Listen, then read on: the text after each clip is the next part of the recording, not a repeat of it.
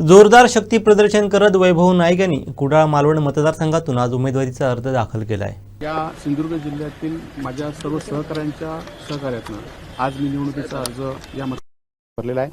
गेल्या 10 वर्षात जी कामं केली मी लोकांसमोर आहे आणि याही निवडणुकीमध्ये मी मोठ्या मताधिक्याने विजयी होईल। माझ्या पाठीशी सामान्य जनता आहे। काल पण मी असेल की एक मुख्यमंत्री एक माजी मुख्यमंत्री माझ्या विरोधात येऊन या ठिकाणी बोलून गेले, परंतु सिंधुदुर्ग जिल्ह्याच्या विकासासाठी काय केलं हे मात्र त्यांनी सांगितलं नाही। छत्रपती शिवाजी महाराजांचा भ्रष्टाचारामध्ये कोणाला अटक केलं, कोण त्यामध्ये होते हे मात्र सांगितलं नाही। परंतु सामान्य जनतेच्या पाठीशी सामान्य लोक असले आणि सामान्य लोकांची ताकद असली की कुठल्याही शक्तीचा पराभव होऊ शकतो, हा येणाऱ्या निवडणुकीमध्ये आपल्याला दिसून येईल।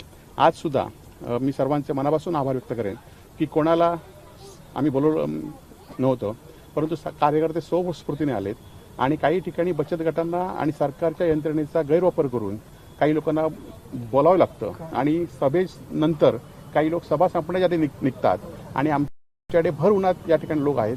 हीच आमच्या निष्ठेची पावती आहे।